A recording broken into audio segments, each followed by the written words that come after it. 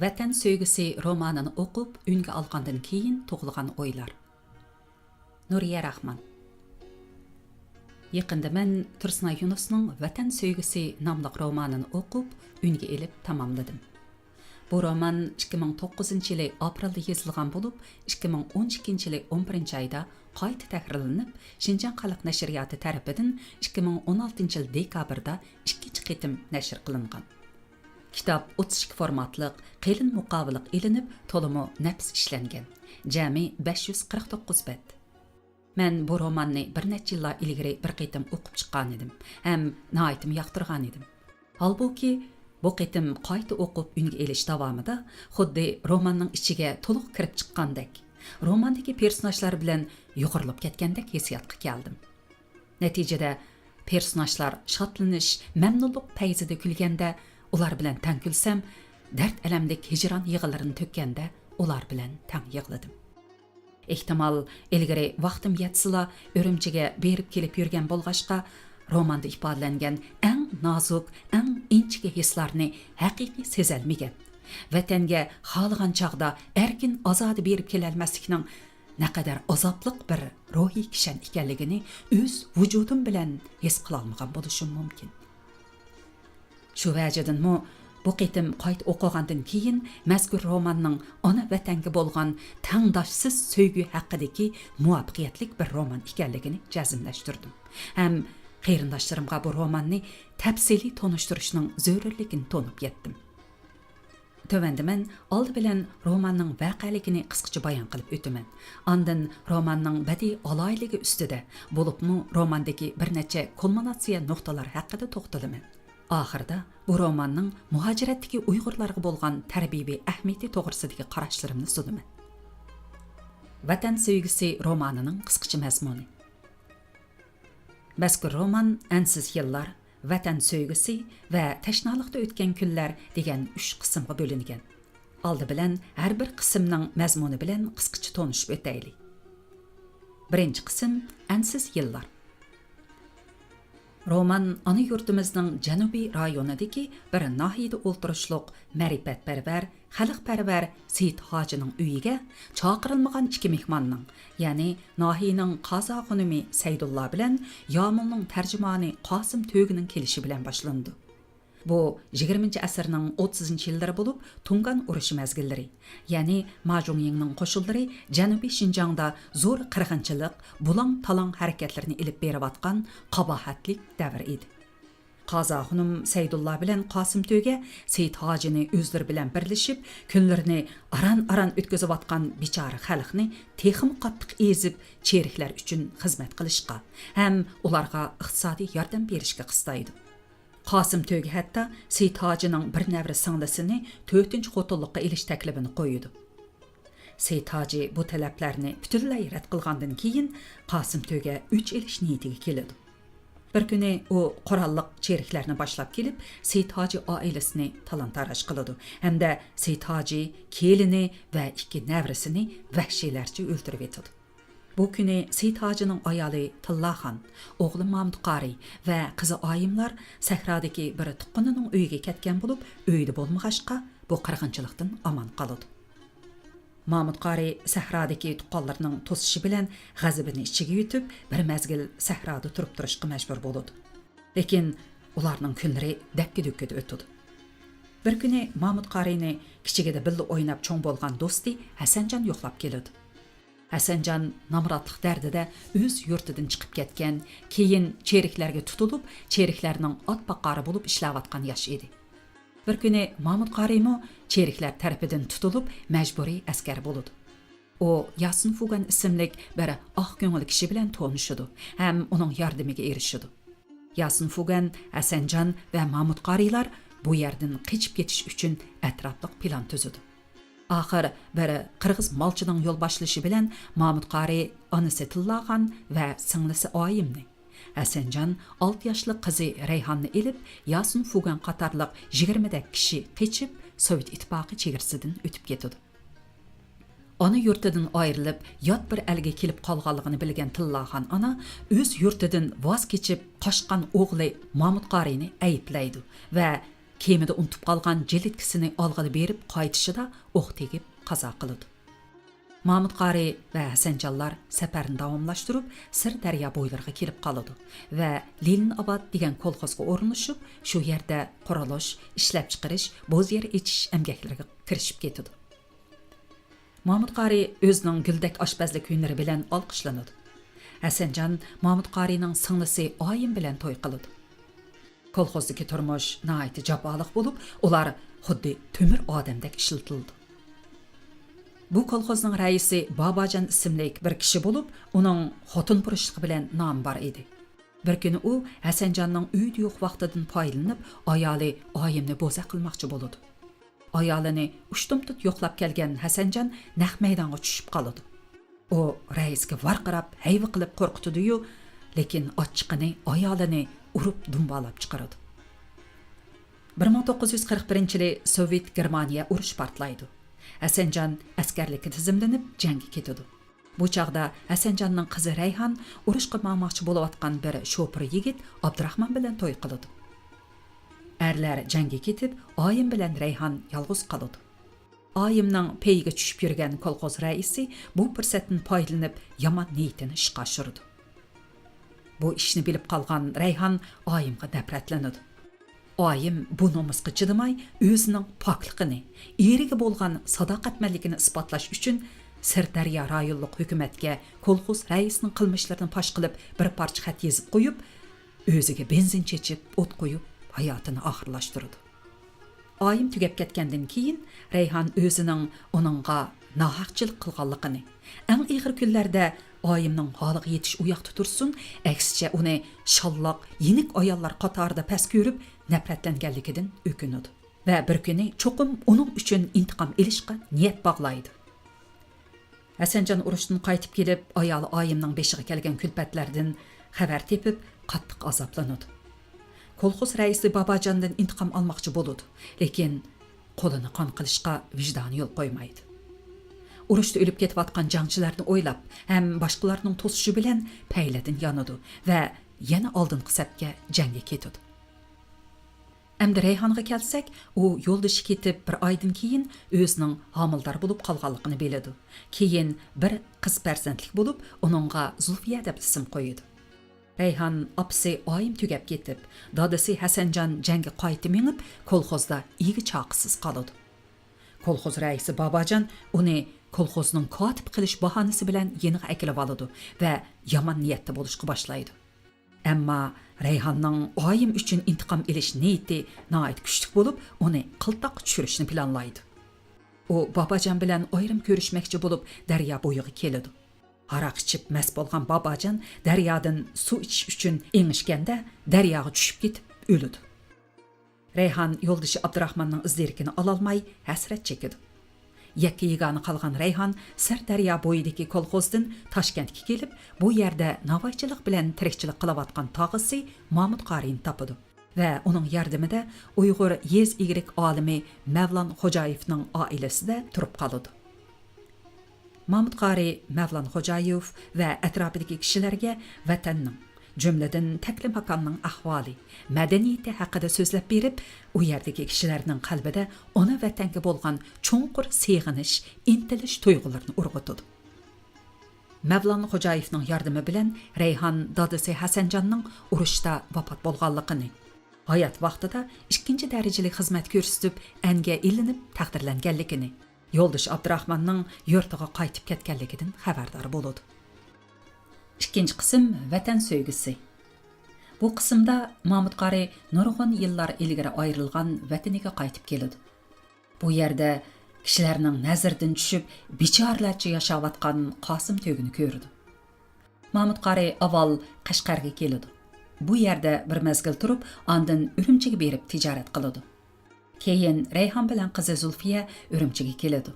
Zulfiya Urumchida bir mezgil o'tir maktabda o'qiydi. Bu jarayonda Olmos, Zuhra qatorliq saboqdoshlar bilan do'st bo'lib o'tadi. Keyin Zulfiya Toshkentga qaytib ketadi. Olmos bo'lsa, Toshkentga berib o'qish fursatiga erishib, Toshkentga kelib Zulfiya bilan bir oliy maktabda o'qiydi. Zulfiya o'z dadasining kimligini so'rab bilmoqchi bo'lganda, Rayhon javob berishdan o'zini qochiradi. Aslida Reyhan to'y qilgan Abdurahman ilgari bir uylangan ham u ayoldan bir balaliq bo'lgan er edi. U Reyhan bilan to'y qilganda buni uningga demagan albatta. Abdurahman urushdan keyin Udul yurtda Anjonga berib, u yerdagi ayoli bilan bir taraf bo'lib, darhol Reyhanning yeniga bormoqchi bo'ladi. Lekin u birinchi ayolining ig'ir kasalligini ko'rib, ham bu ayoli bilan bo'lgan qizi Gulmirani o'ylab, ayolining oxirgi kunlarigacha uning yenida bo'ladi. Ayol tugab ketgandan keyin darhol Reyhanni izlab kolxozga keladi. Lekin Reyhan allburun Toshkentga ketgan bo'lib, Abdurahman uni izlab Toshkentga keladi. Ammo izlargini ola olmaydi.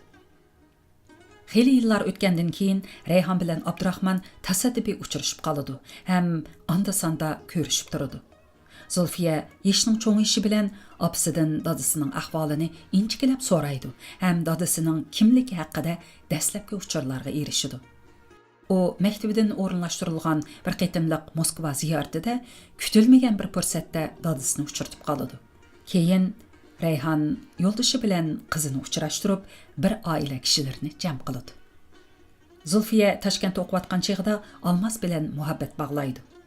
Universitetni bitirib, o'zi tug'ilgan kolxozga berib, yez egilik tadqiqoti bilan shug'ullanadi. Ham Almas bilan to'y qiladi. To'ydan keyin ular Almasning ota-onasini yo'qlash uchun vatanga boradi. Ular Almasning yurti Lopnurga berib, Almasning oilasidagilar bilan ko'rishadi. Almasning ota-onasi Zulfiyani nihoyatda qizg'in kutib oladi. Zulfiya bu yerning o'zgacha tabiiy sharoiti, go'zal manzarlardan hayronlik bilan shodlanadi. Bu yerning urf-odati va madaniyati bilan tanishadi. Ular Lopnurdan ayrilish oldida Almasning dadasi mengasiga qon tushib, jiddiy qutqizishga ilib beriladi. Zulfiyaning pasport bilan ruxsatlik turish vaqti to'shib qolganlikdan yolg'iz qaytishga majbur bo'ladi. Almas dadasiga qarab Lopnurda qoladi. Zulfiya Toshkentga qaytib uzun o'tmay, dadasi Abdurahman mashina hodisasiga uchraydi, ham doktorxonada yurak zaifligi bilan qazo qiladi. Almasning dadasi mo kasaldan saqlay olmay tugab ketadi. Almas Toshkentga qaytmoqchi bo'lganda ikki davlat orasidagi munosabat nacharlashib, chegara taqiladi. Shuning bilan Almas Toshkentga qayta olmay Urumchida turib qoladi va Xinjiang universitetida ishlashga boshlaydi. 3-qism Tashnalikda o'tgan kunlar. Reyhan yo'ldosh Abdurahman tugab ketib, musibatda yurgan shu kunlarda qizi Zulfiya o'zining homildor ekanligini aytib, opsini xush qilib etdi. Bu xush xabarni Almasga yetkazish uchun pochtxonaga xat salg'ili borgandala, ikki davlat o'rtasidagi munosabatning buzilib, chegaralarning taqalganligini anglab, cheksiz azoblandi. Opsi Reyhan bo'lsa, o'z beshiga kelgan rahimsiz taqdirning o'z qizining hayotida takrorlanishidan cheksiz hasratlandi. Lekin ana bola ikkilan umidlik yashashga bel bog'laydi. Zulfiya Toshkentda bir o'g'il tug'di. Uningga Jur'at deb ism qo'ydi. Xo'sh, endi gapni Urumchiga og'dirayli.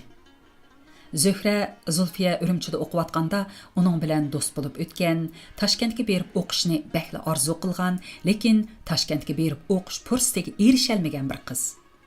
U o'rta maktabda o'qiyotgan chog'ida Almasni yaxshi ko'rib qolgan. Almas Toshkentga o'qish ketganda, uning ustiga Zulfiya bilan to'y qilganini anglaganda ko'p azoblangan. Keyin ikki bolasi bor bir kelishgan artistning uyini buzib, ota-onasining qarshiligiga qaramay to'yini qilib olgan ham bir balaliq bo'lgan.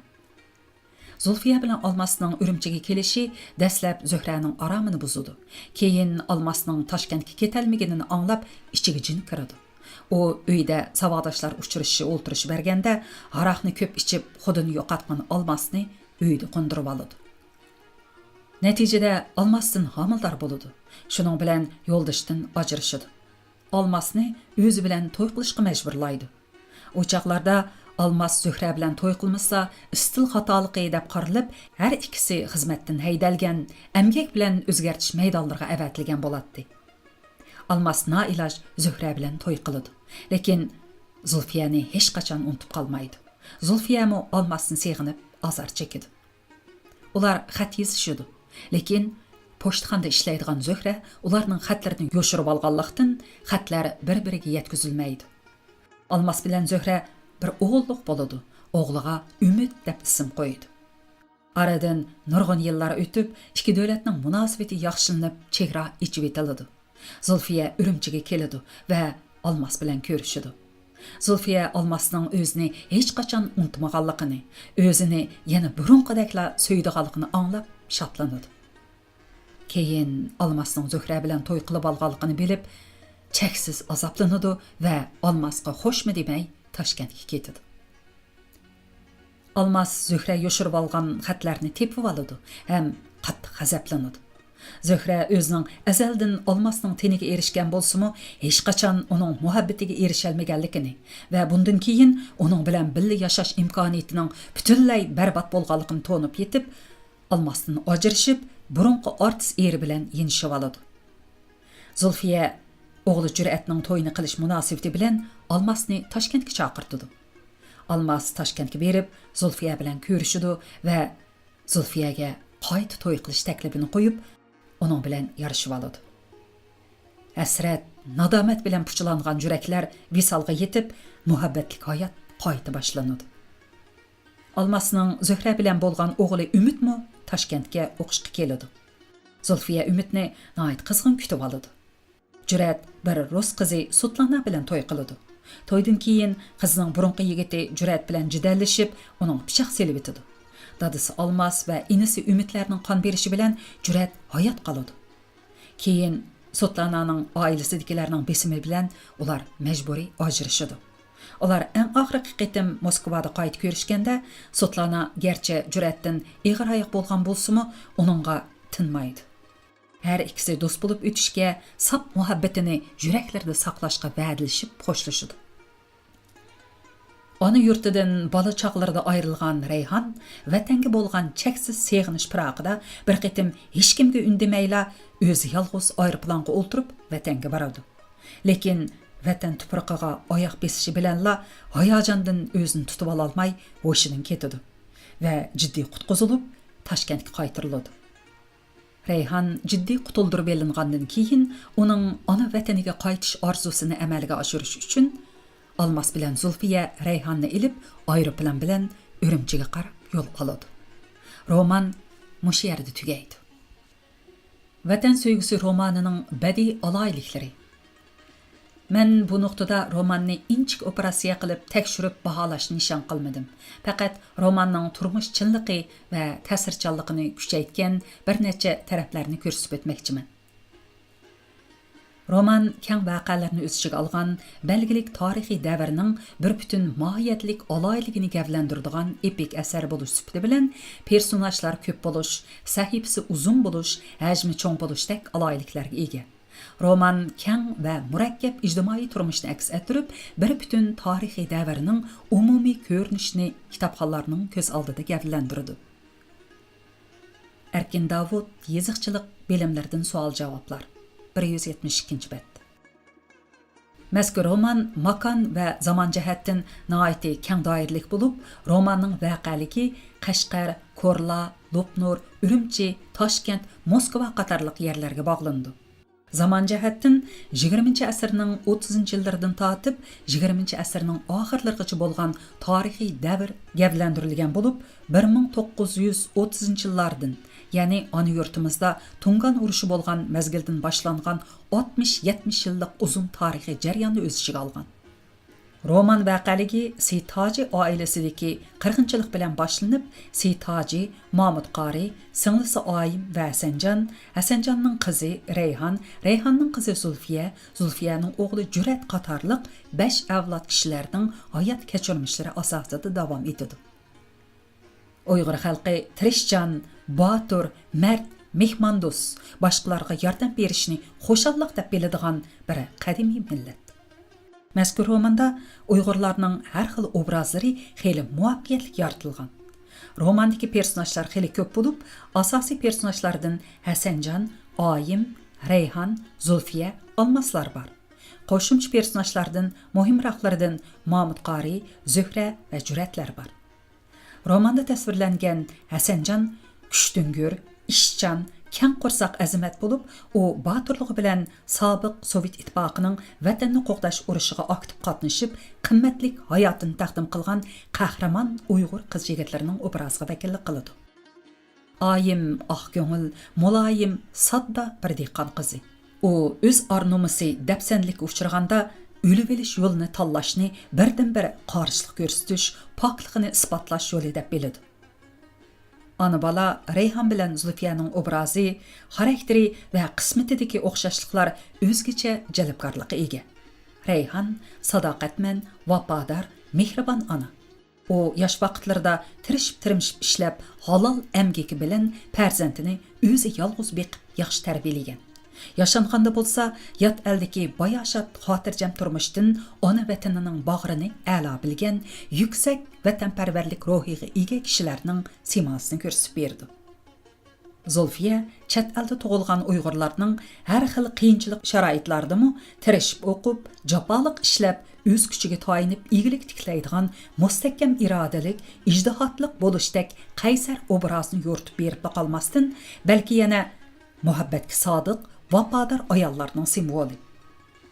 Mahmud Qari romandagi qo'shimcha personaj bo'lib, Mahmud Qari orqali vatanga cho'qim qaytishdek mustahkam iroda bilan hatto uy o'choqliqmi bo'lmay vatanga qaytish fursatini kutgan. O'z nasibasini o'z amgikidan tepishga odatlangan. Ishchan, oq ko'ngil ham mehr shafqatlik vatanparvar zotlarning obrazi tiklangan.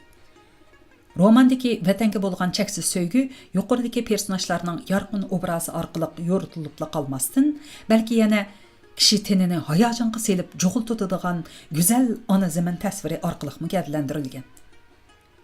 Almas Toshkentdan Zulfiyani elib yurti Lopnurga borganda, ona yurtining tabiiy go'zalligiga, tarixiga, milliy madaniyatiga qaytadan ishtiyoq bog'laydi.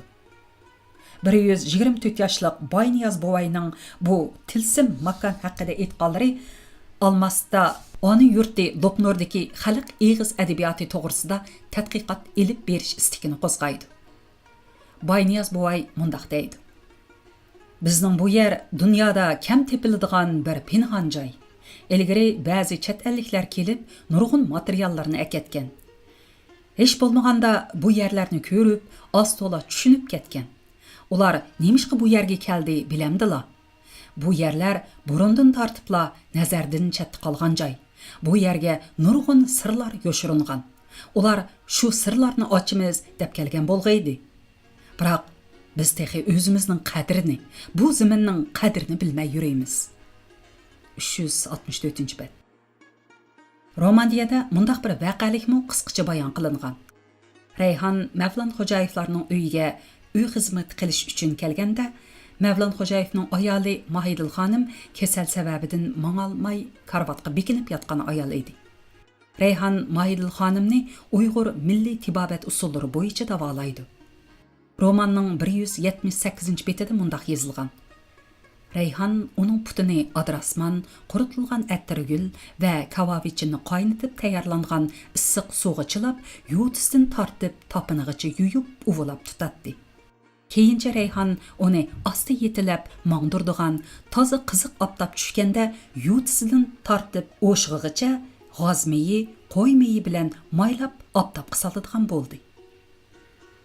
Rayhonning mana mushundaq ko'ngil qo'yib kutishi bilan mo'jiza ko'rilib, Mahidul xonim saqiyib qayta mangalaydigan bo'ldi. Bu bayonlar orqali Uyg'urlarning mo'l milliy tibobatchilik madaniyatining xalq orasiga keng tarqalgan ijobiyligi ko'rsatilib qolmasdan, balki Uyg'urlarning oq ko'ngil, ishchan, yordamchan bo'lishdek oliyjanob xislatim madiylangan. Romanning real turmush puraqi kuchli bo'lib, bayon va tasvirlardagi badiiy rangdorlik, personaj tildagi xoslik, aqliy hikmatlarga to'yingan muhokamalar romanning turmushchiligini oshirib, ta'sirchanligini kuchaytgan. Roman vaqaligining rivojlanishi uzun vaqt va xeyli ko'p personajlarga yuklangan.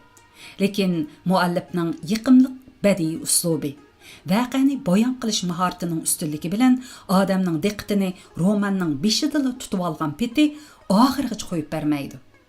Har bir bilim tugaganda kitobxonda ixtiyorsiz keyingi qismda nima yuz berar degandek savollar tug'ilib, vaqalikning davomiga bo'lgan qiziqishi qadam-qadam zo'rayib boradi. Roman vaqaligining o'rinlashtirilishidagi yana bir muhim alaylik shuki, romandagi har bir avlod personajlarining vaqaligida kishining vujudini larzaga soladigan kulminatsiya nuqtali ko'p qitim ko'riladi. Nazarimizni tövandagi bir necha ariyaga og'diraylik. Mahmud Qariyning onasi Tillaxon ona o'zlarining vatanni tashlab qechib chiqqanligini bilganda o'g'liga ochiqlanib mundaq deydi. Biz boshqa davlatga qechib chiqdik degan. Voy ahmaq, vijdonini ishtiyab ketganlar. Dadang dunyoni necha oylanib Makka Madinaga beribmi? Hargiz boshqa yurtda qolmagan edi. Endi men yo'q yurtda qolamdim. Otam ko'rmagan, onam ko'rmagan yurtda bizga nima bor? Hey canım balam, nega borsak Qozonning quluqi to't. Jahonda faqat bizlar riyozat chekib atamdik. Bizlar zulmga uchurdikmi? Haq nima bo'lsa, bizmi shu bo'lar edik. Tiriklikmi, o'limmi?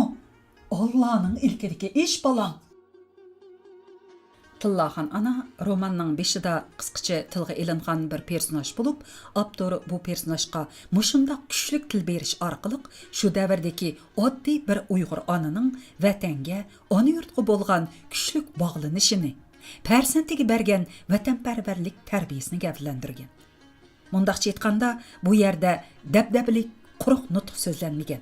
Aksicha, vatanini so'yadigan har qanday bir odamning og'zidan chiqadigan so'zlar onaning tili orqali berilgan. Mushundaq favqulodda sharoitdagi untulg'usiz tarbiya o'g'li Mahmud Qariyning diliga muhr bo'lib o'yiladi. Vatandan ayrilib 20 necha yil o'tganda Mahmud Qariy vatanga qaytish niyatiga keladi. U Rayhon bilan xo'shlashishga berib, Rayhonga degan bu so'zlarga qarayli. Mening o'z yurtimga berib, maydamni kerib yashug'im, shu zaminga ching-ching dassugim. Bu mening, bizning zimin degim bor. 210-bet. Bir qitim Mahmud Qariy bilan muңshib o'ltirib, Mavlon Xo'jayev mundaq deydi. Men Anjonda tug'ilib o'sgan. Dadam Qashqarlik, anam Xotanlik ekan. Men ota-onam yashagan shu aziz tuproqni ko'rganim yo'q. Lekin qon qinimda birla narsa. Ota-onamning tug'ilgan yurtiga, ya'ni siz aytib-atgan taklimakonga bo'lgan muhabbat urg'uydi. Meningmi u yerni bir ko'rish, shu muqaddas tuproqni tut yodimni aziz bilib, ko'zimga surtish orzuyim bor. Sizga aytadiganim, agarchanda shu zamindan biror kishi kelib qolsa, menga bir siqim to'pi olg'ash kelsa, men uni purayman, tuproqning hidini hidlayman. Uni yenimdan ayiramayman. 182-bet. Mana bu o'z yiltizini unutmagan, vatan visoliga talpingan bir yurakning azobliq nidosi. Rayhon vatandan ayrilganda amdala 7-8 yoshlardagi bir norisida qiz edi. Vaholanki u vatanni, ona yurtini, yurtdagi xalqni hech qachon unutmaydi. U tag'asining vatanga qaytish oldida o'ziga degan so'zlarga qoyil bo'lib, o'z-o'ziga shundoq deydi. Yurtini seg'inmaydigan, vatanni seg'inmaydigan kim bor? Hech kim yo'q. O'zga yurtda podshoh bo'lgan odammi, yana shu ona yurtini seg'inadi. Shu yurtining suyini, to'pisini, har bir g'ayrish yerini seg'inadi. Shunga gohi kishilar boshqa yurtda podshohlik taxtiga o'ltirgan bo'lsa-mu, shu podshohlikdan, oltin taxtdan kechib, o'z yurtiga berib, oddiy xalq qatorida yashashni manzil qiladi. Mana bu vatan muhabbati, vatan qasidasidir. 211-bet. Rayhon yashangan sari vatanni texmi seg'inadi. Vatanga qaytishni orzu qiladi. Bir kuni u hech kimga undamay, o'zi yolg'iz vatanga berish uchun manganda, aeroplanda yenidagi yosh yo'lovchiga degan bu so'zlari bilan ko'zlarimiz ixtiyorsiz namlanadi. Vatanni seg'indim. Seg'ingandim-u, toqatsizlarcha seg'inib ketdim. Bilmadim. Vatanni o'ylab turib, bir o't beshimdan kirib, topinimdan chiqib ketdi. Zati nima bo'lganligini o'zimmi bilolmadim. Balkim yuragim ig'ir zarbaga uchragandu yoki uzoq yillik hijron azobi ichida qon zardabga aylangandu.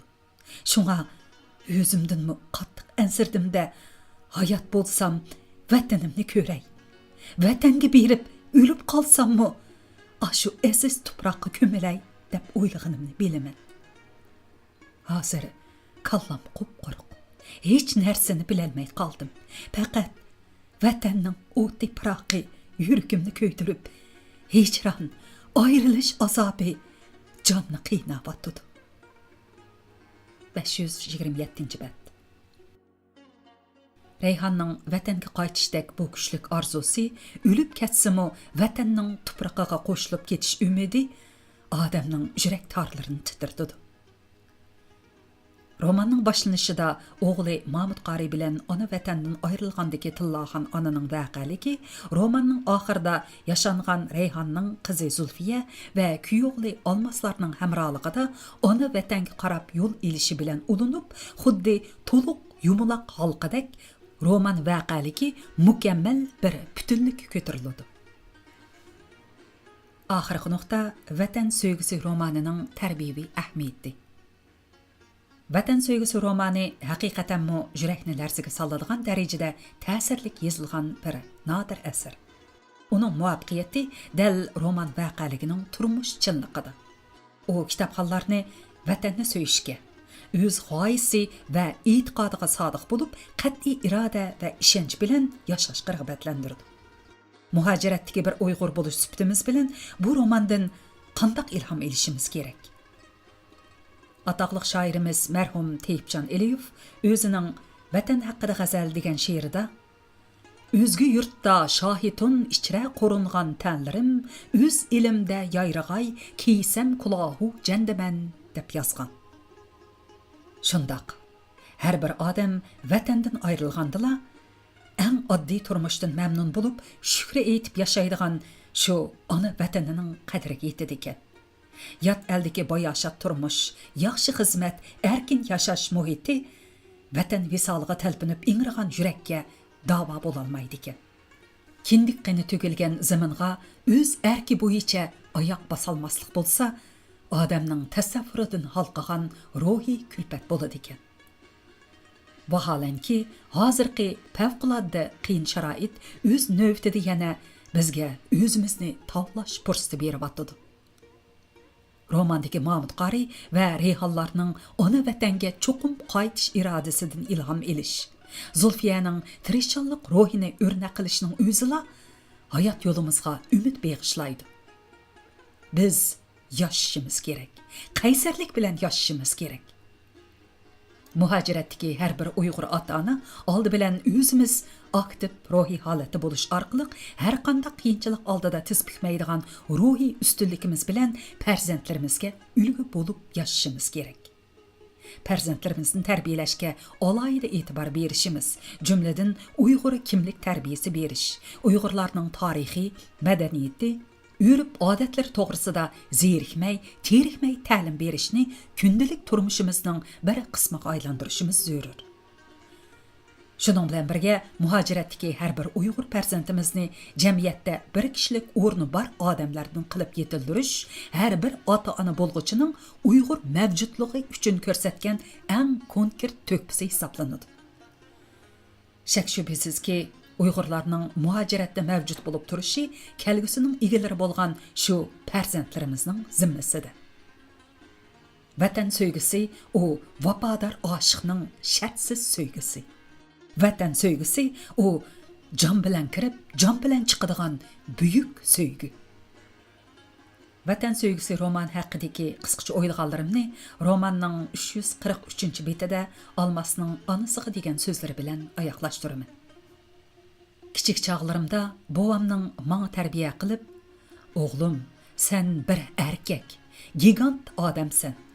Mana bu tuproq zar, yipakdek yumshoq, tog'larda ipor kiyiklari bor zaminning o'g'lisan. Ko'ngling qosh teshidek suzuk, beg'ubar pok bo'lsin. Elga vafodor, vatanga sodiq shundoq bir er bo'lginki, bu yerni çöl yoki qumduq, sazlıq demi. Bu yer dunyoning yuragi. Bu yerga necha ming yillik tarix, necha ming yillik urf odat va dunyoda kam tepiladigan boylik ko'milgan. O'g'lim, sen obdan o'qib, dunyo ko'rib, mana mushu tuproqning, ona zaminning kelgusini yarata olaysan, sirini yeshalaysan. Degini quloq tuvimdala turadi. Men cho'qim yurtimga qaytib, buvamning menga qoldirgan qimmatlik orzusini ishga oshiraman. 2019-yil 10-may janba.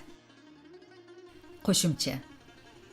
Vatan Söygüsü romanining ünlük nusxasini YouTube'dagi kitob o'qish munbirida to'liq anglay olasiz. Jami 18 soatdan ortiqroq bo'lgan ünlük nusxasi 11 bo'lakka ayrildi. Romanni unga ilib tayyorlashga xili ko'p vaqt ketdi. Men kasbiy diktor emas, faqat bir kitob xumori bo'lish sifatim bilan bu nodir asardan ko'proq kishilarimizni vaqflantirish uchun biroz mehnat qildim deb deyalayman. Nurg'un kishilar kitobni o'zi bevosita o'qishni yaxshi ko'rdi. Yana ba'zilar vaqtining qislig'i yoki boshqa har turli sabablar tufayli ünlük asarlarni anglashni xohlaydi. Mayli qaysi xil tanlash bo'lsin, muhimi kitobdan ayrilmaslik. O'tganda ijtimoiy taratqulardan to'limi omaq bir mo'mayning kitobni suyish to'g'risida o'qigan she'rini shu qadar suyun anglaganim esimda. Tövendiki 2 kuplet men shu she'rdan ko'chirib olgan ariya. Kitap sana tarixlardan berer sabaq. Yo'l topqin deb qo'lingga berer chiroq. Yaxshilarga hamdam qilib bo'lar o'rtaq. Kitaplarning bo'lmas g'emi kitobni suy. Böşükdün ta qabrgacha ilm o'stir. Payg'ambarlar amrini tut, ilm o'stir. Ahmet aytar kitap sana aziz do'stur. Kitaplarning bo'lmas g'emi kitobni suy. Ahırda kitap o'qish munbiriga kirib, romanni qiziqib anglagan sadoqatman anglarmanlarimga tashakkur aytaman. Yanada ko'p qarindoshlarimning bu mehnatimdan bahr elishiga tilakdoshman. O'z navbatida yana mazkur asarning ünlük nusxasining sifatining yaxshi bo'lishi ham torbatga vaqtida qo'yilishi uchun menga hamdam bo'lgan qizim Dilfirazga rahmat aytaman. Ulug' Ramzonimiz xayrli bo'lsin. Allohga omonat.